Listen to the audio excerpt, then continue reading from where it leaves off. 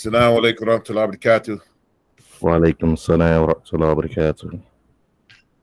Bismillah wa salatu wa salamu ala rasulihi wa ala alihi wa sahbihi ajma'in wa min tabi'ahum bi ihsani ila yawm ad-din wa ba'd. Okay, alhamdulillah, we're going to continue our class from last week, inshallah. See how we got this set up. All right, let me get that out of there. All right, how you doing, Akhi? Alhamdulillah, how are you? Okay, good. Now let me get this other screen up here. All right, so before we get started, we need to do a review from last week, inshallah. So you remember what we covered? Some terms that we said we had to remember? Yes. Okay. Let me test you real quick. Okay. Okay. So we started talking about the concept of istiwa. All right. Yes. We left off at let's see, we left off at. All right. So we're gonna do a little review, inshallah, before we continue. So we left off, we were discussing question number 24. Okay, so we talked about some terms, two different types of verses in the Quran. What are they? We mentioned. I think the first one was the muhkamat. Muhkamat. And what does muhkamat mean?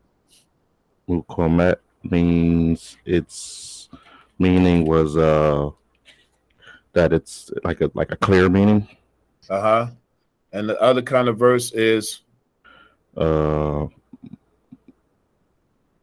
mutashabihat, or ambiguous or vague or not clear. All right.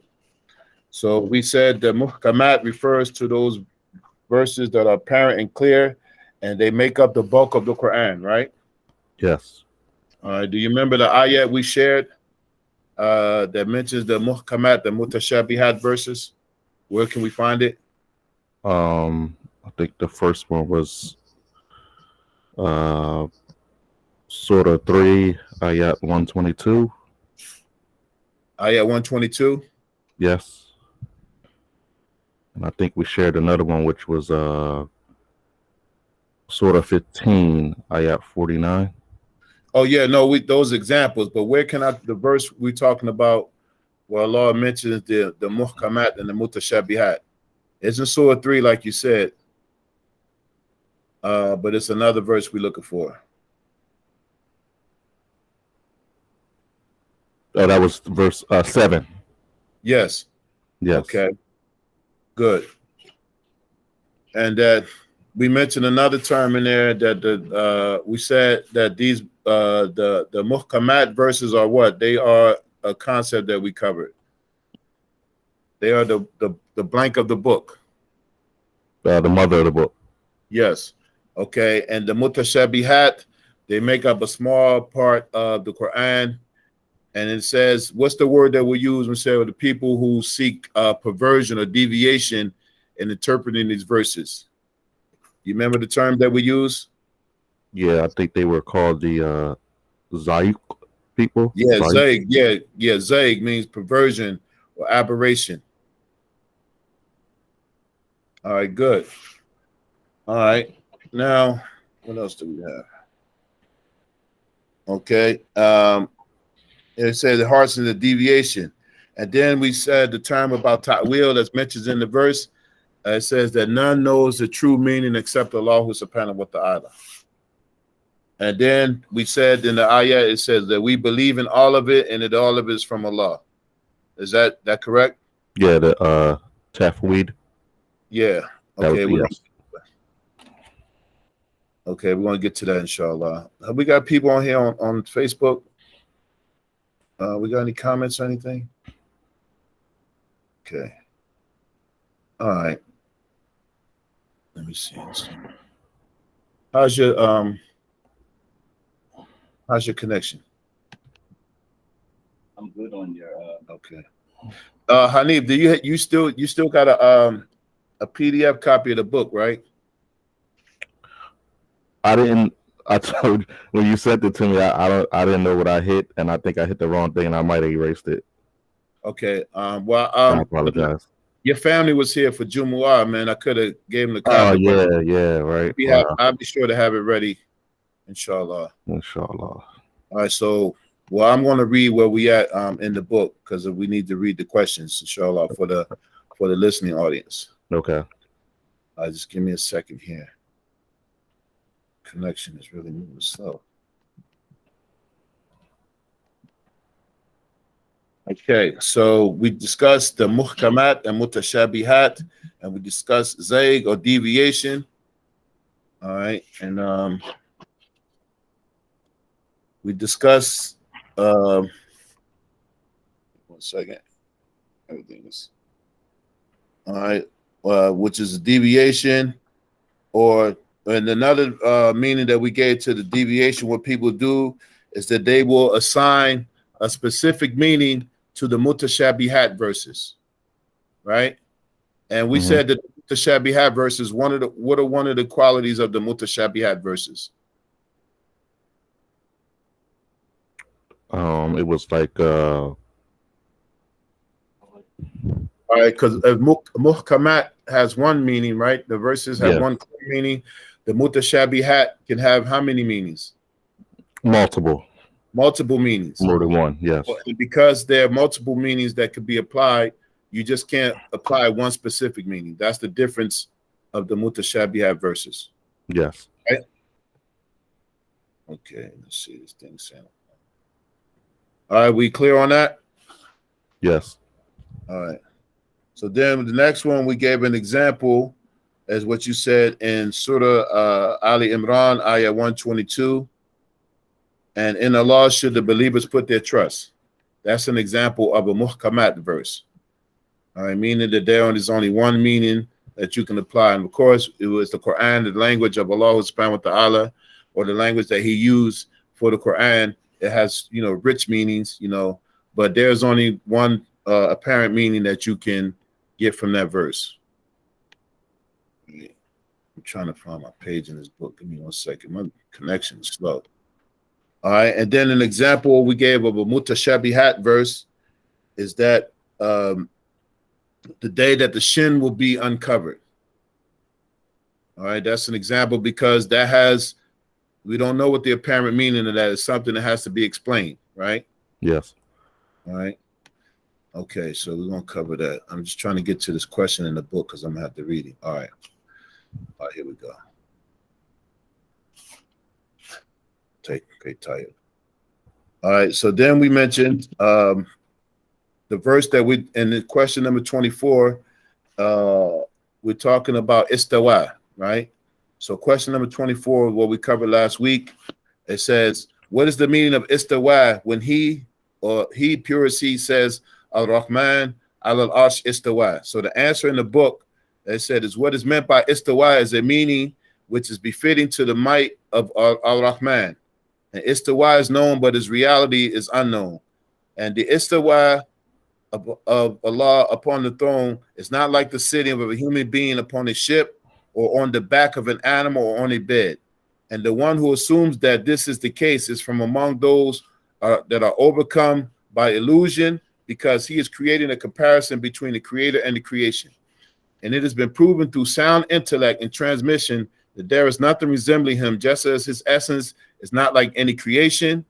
Similarly, anything attributed to him is nothing like those things which are attributed to the creation. All right, so let me see where we at. Okay, let me share the screen now. We're gonna.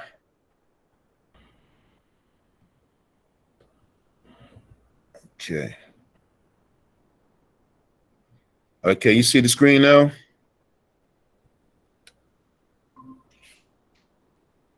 Yes. Okay, so let's go up. Let's review it. All right. So we said, all right, the two approaches, tafweed and ta'wil. All right. So tafweed is to accept the apparent wording of the verse and relegate the meaning of it to Allah. So passing it on as it came. And ta'wil is to give a figurative interpretation and to give a proper meaning to a verse without denying its reality. All right. Is that clear? And yes. so then we said the goal of tafweed and ta'wil is tanzih. And what is tanzih again?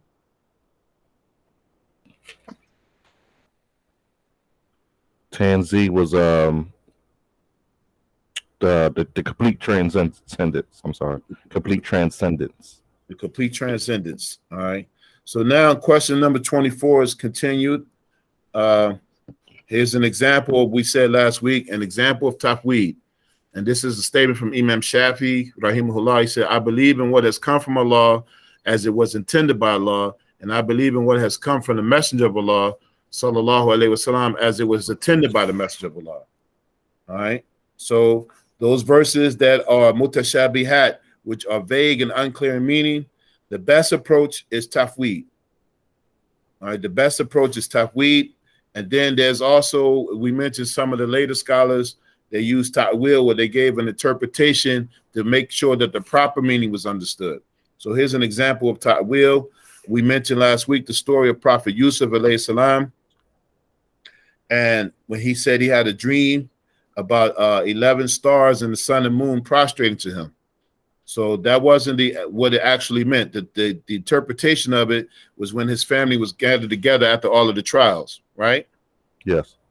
And then Ibn Abbas, we mentioned, he was known as the Tarjumul Quran, the interpreter of the Quran that Allah, the Prophet ﷺ had grabbed when he was a little boy, and he made dua for him. And he said, oh Allah, teach him the book and make him knowledgeable in the religion.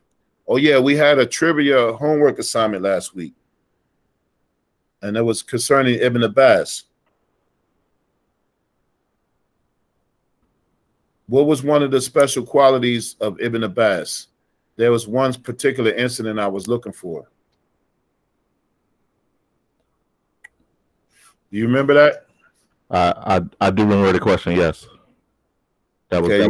that was our research question. Then you got an answer for me. Then that's what you're saying. Yeah. Okay. Well, talk to me. Well, I think one of the ones was the fact that he was known as the shadow of Rasulullah sallallahu alaihi wasallam. And he was taught the deen at a young age. I think he was about 3. Well, 3 years after he was born, 3 years after the Hijrah. And he was about 13 when Rasulullah sallallahu alaihi wasallam had passed. So there was one incident because he lived in the house of Rasulullah sallallahu alaihi wasallam. Okay, and there was an incident I was looking for. Do you remember? I don't want to guess, but I do. I believe it was when no,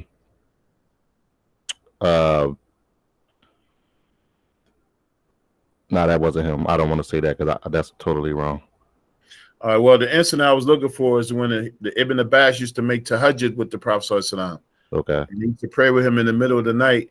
And then there was one incident where he had got him to his left side, and the Prophet sallallahu alaihi wasallam reached over and put him on his right side.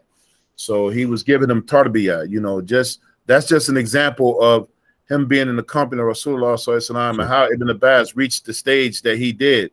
I mean, just little incidents like that, just the mere touch of the Prophet sallallahu alaihi wasallam made him, spectacular. Yeah, and then on top of the dua, then living with him, then training him, inshallah. And so that was the example I was looking for. Inshallah. Yeah. All right, but long as we know who Ibn Abbas is, Yeah, I was totally off of that. I was that wasn't. I was close, but it wasn't that. It was that incident. Okay, mashallah. So question 24 is continued.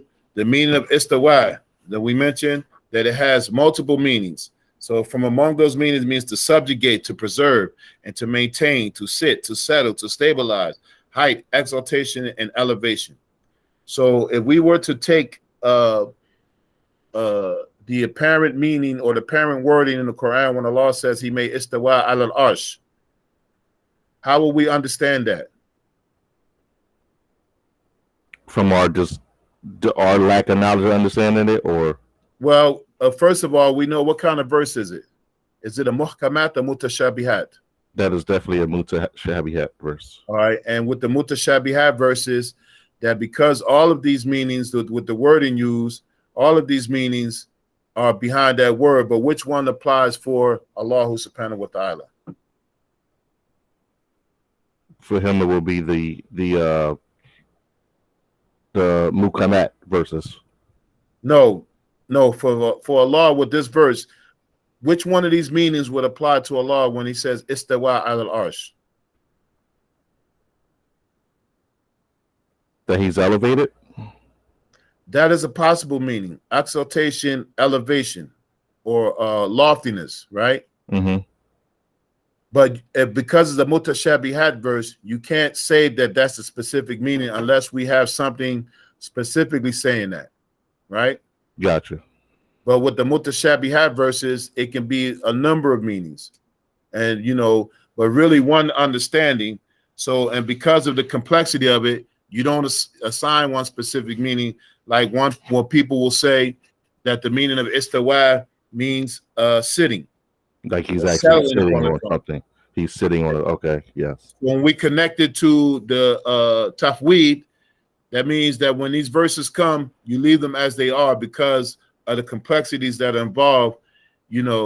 That's interpreting. That could be involved in interpreting where wrong meaning could be understood, and then that's where the deviation comes in. Is that clear? Yes, because it's like with that verse there, it's like we're placing Allah somewhere. Right.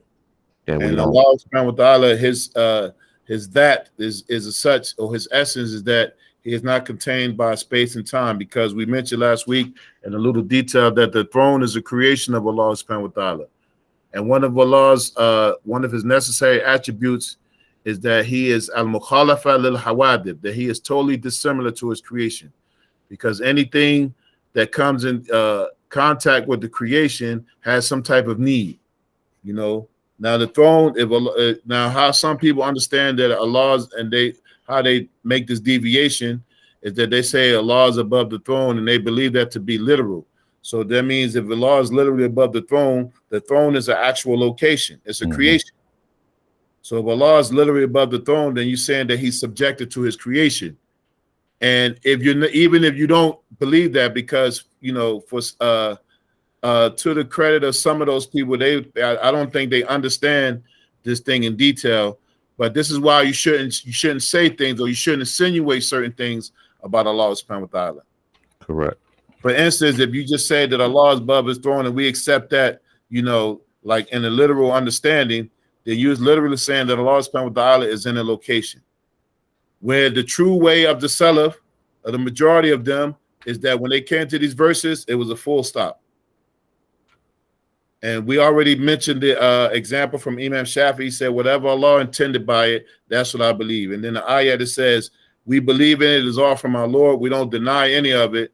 But the details of it, we just leave alone because it can lead to zayg in the ayat, deviation. All right. Is that clear? Yes. All right. Any questions so far? No, we're rolling. Good. All right. Then we mentioned here that you see this statement all the time: Allah is above his throne in matter that befits his majesty. All right. So this. It may seem on the surface that it's a good meaning, but what they mean by it is something different. So, and we covered this last week. When we say above, this is the question we should ask when people say this: what do they mean by above? Because in English language, as we said here, above has multiple meanings: in or at a higher place, overhead or upstairs in the sky, higher in rank, authority, power, above heaven, and many other meanings. All right. So which one of those apply to Allah if you say in English, Allah is above his throne in a manner befits his majesty? We went with rank, authority, or power. Yeah, we went there, just as a one of the possible meanings, but because it's a mutashabihat verse, we can't assign a specific meaning to it. And that's why we mentioned tafweed is the best recourse, because you don't run into any problems. If you accept the ayat as it come as the wording and what it means, you leave to Allah, you're safer than I don't have a example. I don't. You're safe. You You don't have to worry about it. You believe in it. You accept it as it is, and that's it. That's the safest way. Now, we mentioned last week when some of the scholars came later, the muta'akhirin, the later scholars after the Salaf, they would interpret these verses so that a literal understanding wouldn't be understood. So some of them was make ta'wil that mean that istawa mean istila or conquering or something like this.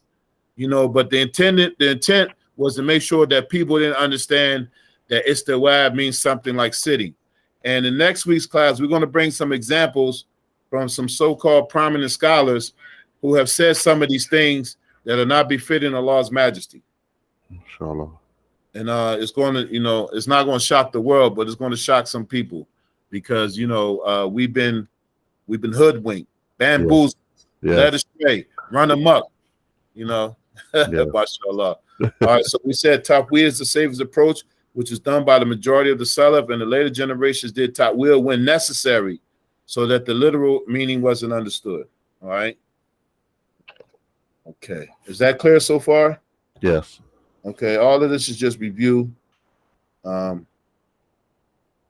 Here. Okay. So then we talked about Imam Malik on Istiwa. This is probably the most comprehensive statement of it. And we discussed it last week that a man asks, how did Allah make Istiwa? So this is also Imam Malik's statement is a refutation of those people who say in a manner that befits his majesty. So when they say in a manner, that's giving Allah a kayf. We talked about kayf, a howness or kayfiyah. There is no howness for Allah subhanahu wa ta'ala. So what did this man? He said, how? How did Allah make Istiwa on the throne? And then Imam Malik in one narration said he was silent and then he started sweating, like nervous, like how I'm going to answer this, because up until this time we mentioned no one discussed this. So Imam Malik died 179 after the Hijrah. And so this is what, second generation of the Salaf? This is second generation. So we know the Salaf Salih, who we follow, is the Prophet ﷺ, those who follow them, then those who follow them. So the Prophet ﷺ, the companions, their students, and then their students, this makes up the Salaf Salih. So many people define the Salaf as those first three generations, and then some have say up until the 3rd century, 300 after Hijri, and some have even said up to 400 after Hijri, so includes some of those illustrious imams who came right outside of those 300 years. All right, so Imam Malik, as we see, the year that he died was 179, so he died in the 2nd century Hijri. So he was from the Salaf, right? Because we get these accusations that we don't follow the Salaf, we don't follow the right way, and we're not Salafi, and blah, blah, blah, yada, yada, yada. All right. But so we know, let me just take a jab real quick. Following the Salaf and being Salafi are two different things. Correct. Following the Salaf and being Salafi are two different things altogether. I don't think they heard. Following the Salaf and being Salafi are two different things altogether.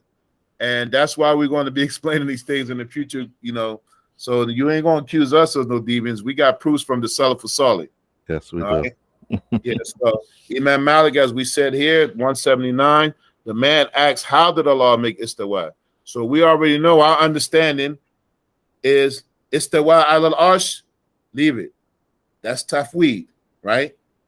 You don't go into the meaning, you don't do anything, you just accept it as it came. And whatever it means, you leave for Allah subhanahu wa ta'ala. Also, understanding that it definitely means something. It means something. But because of the complexities involved in what it could mean, and with respect to Allah subhanahu wa ta'ala, you leave it because it can become complex. And this deen is supposed to be easy. So Imam Malik, he bowed his head and he said the istiwa is not unknown. So what he meant by that is that istiwa is mentioned in the Quran. You can't deny it. He said it's not unknown. We know about it. We read about the Quran in numerous verses, and also we know the different meanings. He said the modality of it is inconceivable in the mind. He said al-kayfu minhu ghayru ma'qul. that the howness, the kayf, is unknown, is inconceivable. So when people say in a manner befits His Majesty, they are, assigning a howness or a kayf to this, and that's what they shouldn't do. He said, but belief in it is obligatory, and inquiring about it is a bid'ah. All right. And he said he told the man, you are an innovator, and he gave orders for him to leave the masjid. All right. So this is Imam Malik, one of the four imams of the Salaf, that we follow their madhahib. So if he understood it like this, then this is definitely an example that we should take, because before the time of Imam Malik, this wasn't discussed. So what that means is that the Sahaba, radiallahu anhum, they didn't discuss these things in detail. All right. Yes. All right. So question number 25. Let me read that real quick. All right, that's where we at next. You say you don't have your book, right? No. All right. So question number 25, it says, can we attribute two hands or eyes or anything similar to Allah, pure and exalted is He? All right. So the answer in the book, let me read it real quick. I don't know if is any people on Facebook Live? Yeah, we got people. Is any questions or? No questions. All right, tell him I sent salam. Tell him I said what up though. They can hear you. Oh, they can hear me. Yeah, Okay, mashallah. What up though? So question number 25. If anybody's tuning in on Facebook Live and you want the book, you can leave your email in the comment section, and we'll make sure you get a copy of the book. So the format is that we're reading through the book, and then we having some supplementary notes that we're reading from a PowerPoint presentation. So that's for the people who actually attend the class. The Facebook Live was something that was suggested to me. I was really kind of against it, but since we on it, if you're going to be a part of the class, I do expect you to be like an actual student. All right. So question number 26. Let me read this real quick. It says, question number 25, right? No, I said 25, right? Okay, I'm sorry. Yes. Question number 25. That's where we at. Can we attribute two hands or eyes or anything similar to Allah, pure and exalted is He? All right, so the answer the Shaykh gives in the book, he said the attribution of a hand to Allah, pure and exalted is He, has come in the Quran when He says the hand of Allah is above theirs, and two hands when He says, "O Iblis, what prevented you from prostrating to what I created with my hands, with my two hands, and eyes when He says, be patient with the decision of your Lord, for you are under our eyes. However, it is impermissible to attribute anything to Him but that which He attributed to Himself in His revealed book, or is attributed to Him by His messenger, sallallahu alaihi wasallam." All right, so here he means, then we go back to the PowerPoint. These are the references to the Quran. So the first ayah is in Surah Al-Fath, ayah 10. The hand of Allah is over their hands. And the second ayah is, "O Iblis, what prevented you from prostrating to that which I created with my hands?" And that's in Surah Sad, ayah 75. And the last one, it says, "And be patient, O Muhammad sallallahu alaihi wasallam, for the decision of your Lord, for indeed you are in our eyes. You are under our eyes." So that's the Surah Torah, Surah 52, ayah 48. So now, just we mentioned again the formula that we discussed. The first thing is that with these ayats, you should do tafweed. And tafweed is just taking the ayats as they came and what they mean. We leave it to Allah subhanahu wa ta'ala. All right. Then the second formula is ta'wil. Is that they interpret it, according, first the tafsir and all of those things, how ayats are explained. And ta'wil is given a proper interpretation, all right, with the goal being tanzih. And I included this statement by one of the great scholars of the past, Sufyan ibn Uyayna, who was known as Shaykh al-Islam and one of the scholars of Hadith. So you see the year that he died. So for those who are not familiar with this class, whenever I put the death of one of the great scholars, that'll come up on the quiz. So look, he died 198 after the Hijrah. So he died some 20 years after Imam Malik. So it means he lived during the time of Imam Malik. I believe was he a student of Imam Malik? Yeah. Sufyan ibn Uyayna. I believe he was a student of Imam Malik. But anyway, they were contemporaries, right? So look at this statement that he said. He said that all that Allah has described of himself, its interpretation is in its recitation and then silence. So that is a clear meaning of what it means to have tafweed. When you recite the verse, that's your interpretation of it. In other words, leave it as it came. If you don't have the tools to make the ta'wil, which this is something for the scholars, not for the regular people, we all are regular people, then you leave it alone. You know, don't pry into what it means. Like this man that came before Imam Malik, he wanted to know how was istiwa done. There is no how for Allah subhanahu wa ta'ala. All right, so this is I brought this statement so that we can get the clarification of what tafweed actually means. You recite it as it came and leave it as it is. And then, you know, if for people who go deep into it, like some of the later scholars have come, you have to give it an interpretation that is befitting Allah subhanahu wa ta'ala. And the apparent meaning of these words are not befitting Allah subhanahu wa ta'ala. Why? Because these are mutashabihah verses, so they can have a number of meanings, right? They can have a number of meanings. Are you with me, Hanif? Yes, I am, brother. Okay. Is this clear so far? Yes. Okay. All right. So now question number 26. All right. And we'll review some of this last week because in the book, we get into the end of the chapter and then we'll go into the next section. So we'll do one review and maybe another quiz. I know you like quizzes, don't you, brother? Yes, I do. I'm acing the next one. Okay.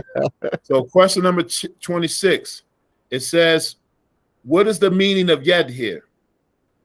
All right. And in the answer the Sheikh gave, he said, what is the meaning of yad is a meaning which is befitting to Allah subhanahu wa ta'ala because everything attributed to him, pure as he is, nothing like anything attributed to the creation.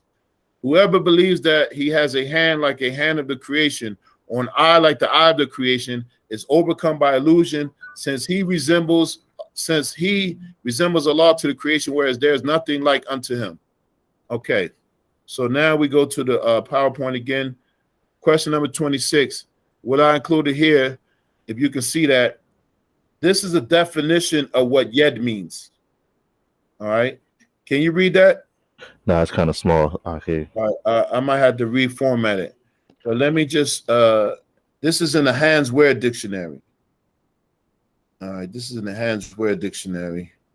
Let me pull it up. So it gives these meaning of what yed is. All right. Sorry, brother. Give me a second. So it gives all of these meanings. All right, it says yed, plural, aidin, ayadin, which means hand, foreleg, handle, power, control, influence, authority, assistance, help, aid, possession, actual control, benefit, favor. And when used with prepositions, it means personally, from hand to hand, in front of him, in his presence, in his power, at our disposal, and so on. So the number of meanings. So when Allah subhanahu wa ta'ala, he says, Yadullah ala aydihim, that the Allah's hand is over their hands. All right. What does hand mean for Allah subhanahu wa ta'ala? Because people say they accept these words, they accept these ayats, and they say they accept them as they come, but they have a literal understanding. This is the difference with the wordplay. We accept the wording of these ayats, and what they mean is what we leave to Allah. That is tafweed. So some of these other people say they accept the ayats as they are literally. And we don't know what they mean. You hear the difference? Yes. So they're assuming the literal meaning because they believe that all of Allah's attributes are literal. They believe everything Allah is described with is literal. So if they saying that we accept that Allah has literal hands, then that means the apparent meaning of hand is a limb. And it's not befitting for Allah to have a limb. So, and this is why the scholars have said these words you shouldn't even translate into English. because the apparent meaning gives. So when these ayahs that we mentioned, that Allah's hand is over their hand, if we do tafweed, we leave it as it is. Whatever that means, we leave it to Allah subhanahu wa ta'ala.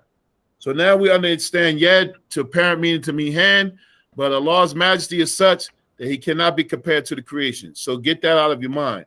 And also get that, understand the literal meaning out of your mind as well. And, you know, some people will say that they don't mean the literal hand like the hand of creation, but then what they're implying is that some other type of, like a special kind of hand. You're saying that these are all literal attributes. You're saying Allah has a hand. It's just not like our hand, but it's like some special kind of hand. You see where the problem comes when you don't do tafweed. Yes. Or you don't do the proper interpretation. So when we do ta'wil of these things, not we, but when scholars have done ta'wil, when you look at the meaning of hand, it has all of these meanings, which now they have to apply the one that is most befitting Allah subhanahu wa ta'ala. So where the problem comes in is that the literal meaning is the one that is not befitting Allah subhanahu wa ta'ala, but other people are accepting the literal meanings. The one meaning that doesn't apply is the one that they're promoting. That's where the problem comes in at. All right. So, okay, that was kind of small. So question number 26. So now I took from the dictionary the meaning of hand. I didn't know this came out so small.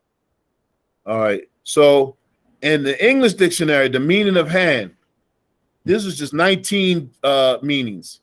It had over 60 something. Wow.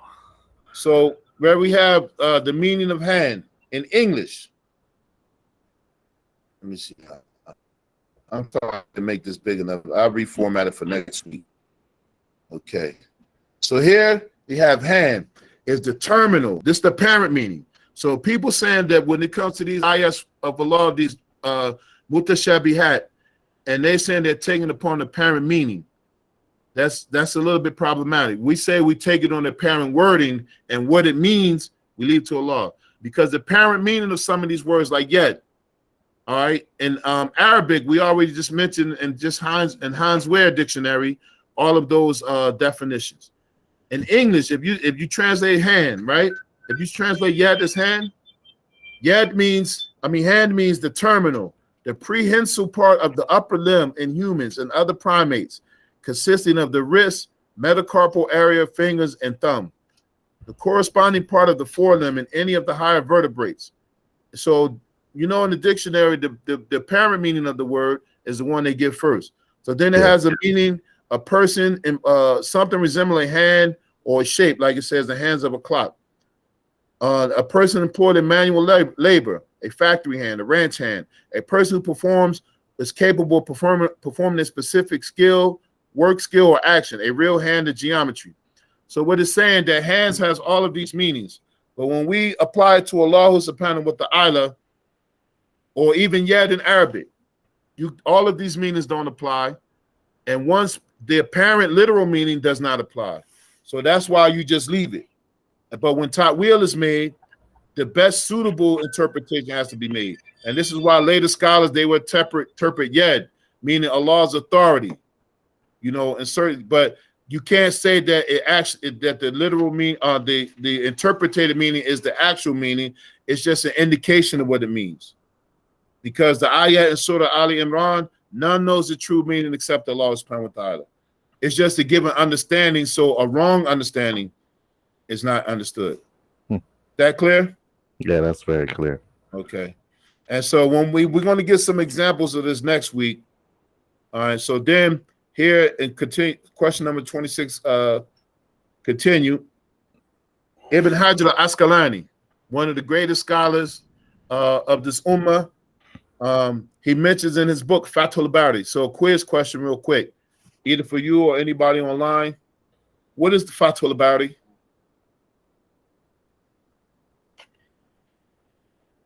Fathul Bari. I don't think I heard that. I give you a hint. Fathul Bari is a book that Ibn Hajar al-Asqalani he compiled. And this is an explanation of a very famous book. Fathul Bari. Let's see. Let's see what we got here. It's an explanation of a very famous book.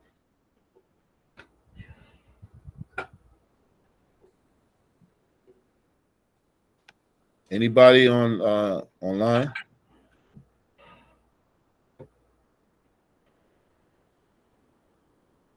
Okay. Does it have something to do with I'll give an example. I think I got it down because I'm a little upset at myself because I think I got it downstairs, but I don't know if it's had to related to that book. I think it's the book that I have downstairs. I don't know if it's right, but I know it's Al Bukhari, and it has to do with his a lot of his like yes actions and no, Fatul Bari is the explanation of Sahih Bukhari. Okay. Yeah, so you're on it, yeah. And it's about I think it's about 15 volumes. I think about 15 volumes, and it's all in Arabic. So in his Fatul Bari, Ibn Hajar al-Asqalani, he said that yad has 25 different meanings. Mm. So if we were to go and look at those 25 different meanings, we can't apply all of them to Allah, and the literal one doesn't apply to Allah. So as such, we just leave it. And when interpretation is that's tafweed, and when ta'wil is made, you got to give the best interpretation while understanding that that's not the actual, it's the intended meaning, right? Because no one knows the actual meaning. So, and yet can mean power, or authority, or protection. Those are the possible meanings it can mean with respect to Allah. But we don't say that those are the actual meanings. It's just to give an indication, because another statement we said last week from Abu Bakr as-Siddiq. You remember what, Hanif? You want to share with the world? You know we got you on. Yeah, no doubt. Yeah, and I'm fully prepared. I'm glad you put lotion on and stuff, man. Yeah, so the comment from Abu Bakr as-Siddiq was, your ability to comprehend Allah is your comprehension of Him. MashaAllah. Great. Ahsan. That your inability to comprehend Allah, that is your comprehension of Him. So know that you can never comprehend Allah subhanahu wa ta'ala in full. That should give you an understanding of where you are with it, So, and that is why it's important to not delve into these things too deeply. All right. So now these two terms that we want to mention as we come to a close is hakiki and majazi. So hakiki meaning here is literal meaning of words, or literal meaning, or words used according to their original meaning. And majazi means a figurative meaning, or words that are reassigned from their original meaning. All right. So these are two approaches when we're talking about words in the Quran. So, the Quran is not all literal. There's plenty of figurative examples. For instance, you have an original meaning, and this is a little off topic, but when we look at the word salat and zakat, what do those words mean? When we say salat, what's the first thing that comes to your mind? Prayer. Right. But salat also comes from a word means to burn something. Wow. It means to burn something. Mm-hmm. So, but the assigned meaning, or the original meaning, is salat. When you hear that word, that there's no other meaning that's going to come to it. All right. So, and majazi, so figurative meaning, the words that are reassigned from their original meaning. And let me give you an example. In Surah to Cap, we read this every Friday, right? Mm-hmm. Let me bring up the ayat. Give me a second. To give you an example of a figurative meaning. So this shows that, all of the Quran is not literal, and that, because there are some people who have said that there is no majaz in the Quran. They said that there is no figurative meanings. All right, but when you understand these ayats, let me give you one.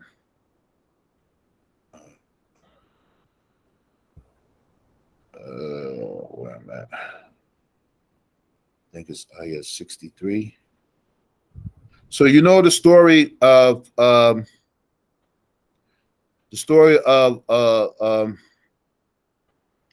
story of Khidr and Musa, right?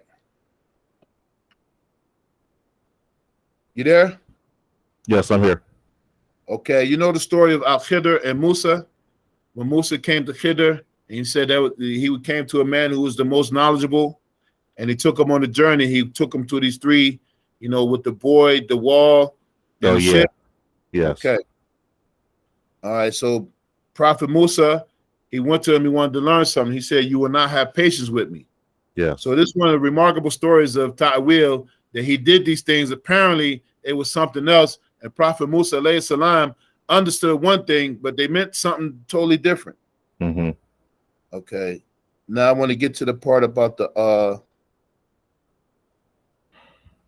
what ayat is the wall? That would be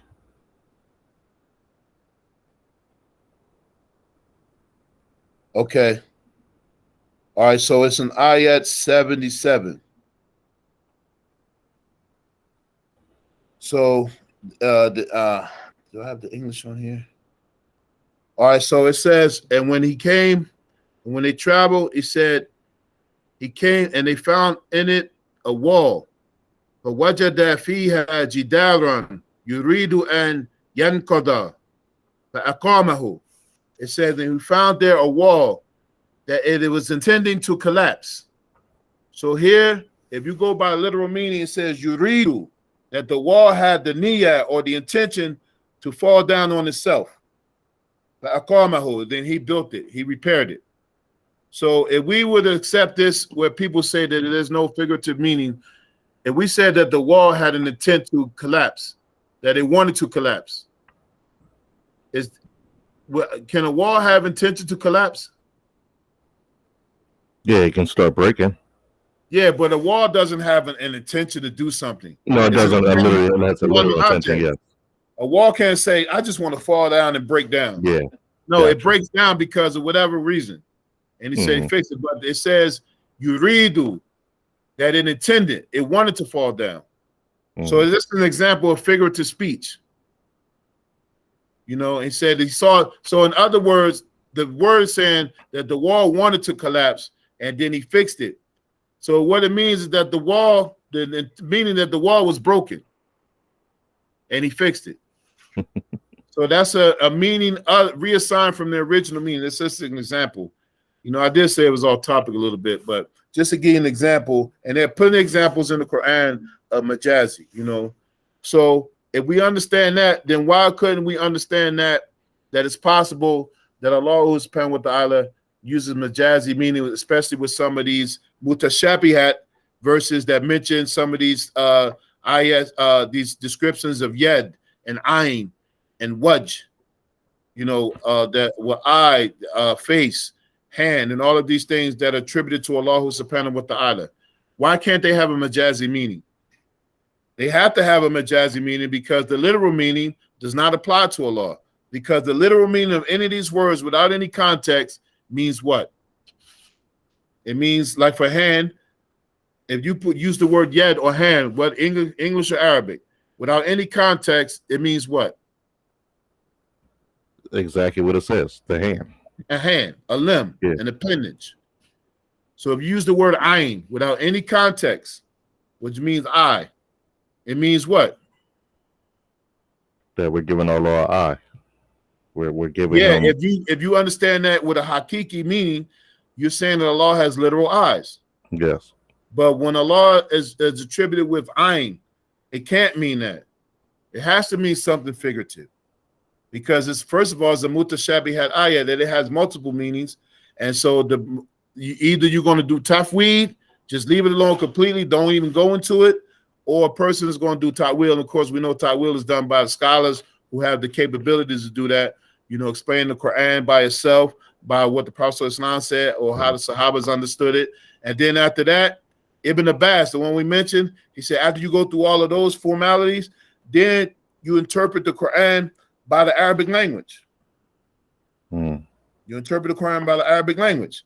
So these words, ayn and yad and all of these others, we can't understand them literally with respect to Allah, because the literal meaning, as we discussed, the literal meaning has only one meaning. And the figurative meaning has a number of meanings. Now, the one which is most appropriate for Allah, we try to use to get an understanding, but we also understand that in reality, we don't know the true meaning. And that's why we have to leave it alone.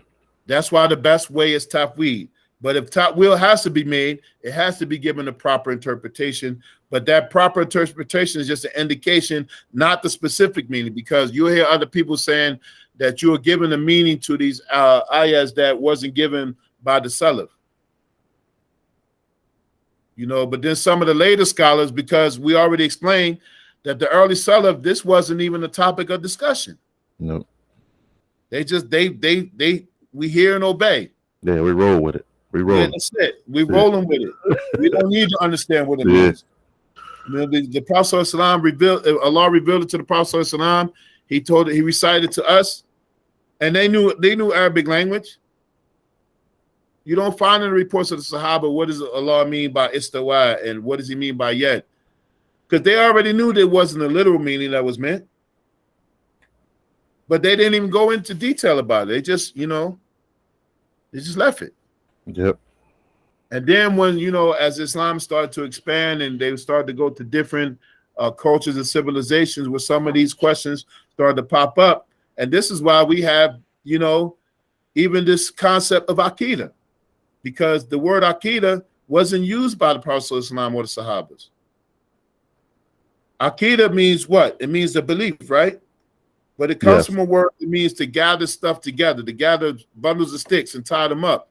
So that's a linguistic meaning, but the meaning of Aqidah is the collective beliefs of Ahlus Sunnah wal Jama'ah. All right, is that clear? That's clear, brother. Yes, it is.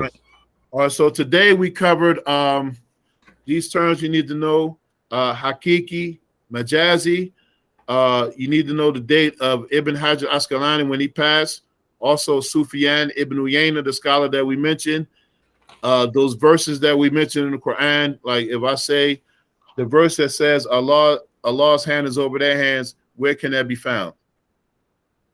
Or if I say the verse that says, "Oh, Iblis, what prevented you from prostrating to Adam, who I created with my hands?"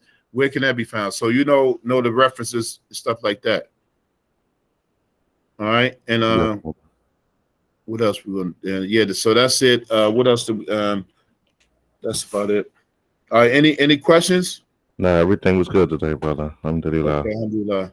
So just review this. Then we got 2 more questions from this section, and then next week we're going to cover some of the understandings of those people who claim to be following the Salaf and where they have distorted some of these meanings. We got to discuss it. You know, we got to discuss it because of the importance of us having on people, because you have people nowadays who are, you know, saying things, questioning people about their Aqidah and, you know, understanding these things improperly, you know. So we're going to discuss them in detail. So are there any questions from anybody online? Okay. So let me just give to the people online. If you do decide, I've seen a couple of emails in the chat. If you do decide to, you know, join this class, I'm hoping to be committed, you know. Now, my brother Hanif here, may Allah bless him. He has been consistent, and I'm ready to, you know, kick the other people out of class. So if y'all go back and listen, you know, you might be prohibited from coming to the class. No, because this is important, man. You know, this is important. And nowadays, a lot of people, good jewels we getting, man. Yeah, a lot of people are not taking the time to learn this stuff is important, you know. Yeah. So that's why we're taking the time to make sure that you understand it. You know, no question is off topic. And so you have any questions, Hanif, before we conclude? This was just off the topic. I was had a question for you and Brother Isa, but I'll touch base with you on a one-on-one with that one. You sure you want to put it out in the universe or what, you know?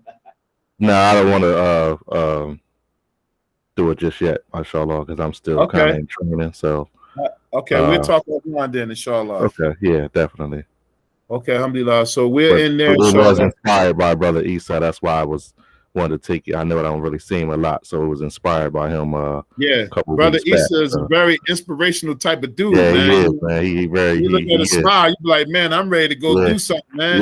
Yeah. Yeah, right. He that I'm kind riding of with guy. that brother. Yeah, I'm riding with that brother. He Yeah, we I glad just to want have to, him you know, here. I want to give him, some blessings and some du'as for allowing me to. Once he, put it in my heart, and this door started opening up, So, mashallah, I wanted to, let him know that personally. So, Alhamdulillah. Okay. All right. Alhamdulillah. All right. So we just do some review. We'll do a little review, and we'll finish off the section because the book next week goes into another section, inshallah. All right. All right. So if there are no questions, we're in Subhanaka Allahumma wa bihamdika ashhadu an la ilaha illa anta astaghfiruka wa atubu ilayk. Wassalamu alaikum. Wa alaikum salam wa rahmatullahi wa barakatuh.